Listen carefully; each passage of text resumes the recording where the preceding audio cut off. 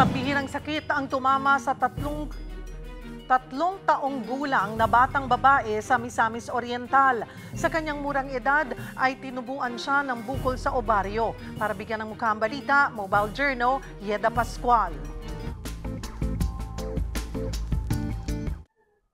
Kadalasan mga babaeng may edad na ang nagkakaroon ng cyst sa obaryo.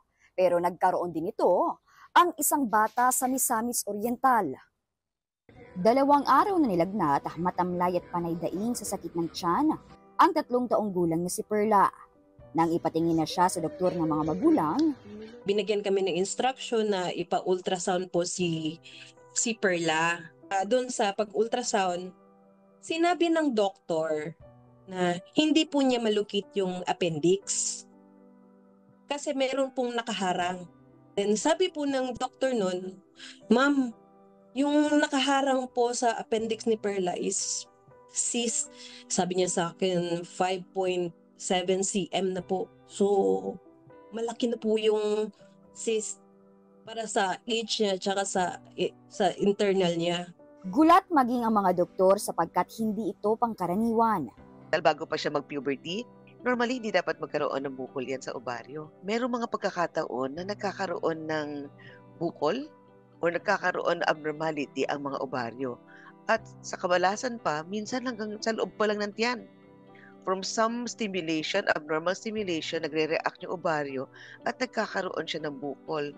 September 14, inoperahan si Perla. Tagumpay na naisalba ang kanyang kanang ovaryo.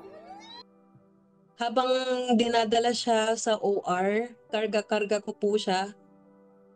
Hindi ko na po alam yung feelings ko noon eh. Naiiyak na ako pero pinipigilan ko. Pero habang kinakausap po siya, yung boses ko parang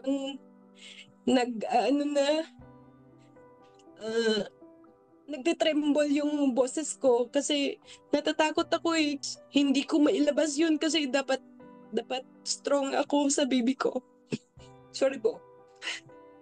Pambihira man ang nangyari sa batang si Perla, ito raw ay isang paalala sa lahat ng mga magulang ng kahalagahan ng early detection sa mga sakit.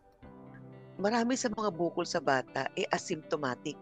Walang nakikitang sintomas. So napaka-importante nito na yung monthly check-up sa first 2 years of life, baka may mapulot ng maaga. No, wag nating ibaliwala kung meron tayong nakikitang alanganin. Patingnan natin. Mga kapatid, Mobile Journal Yeda Pascual po. Hatid ang muka ng balita.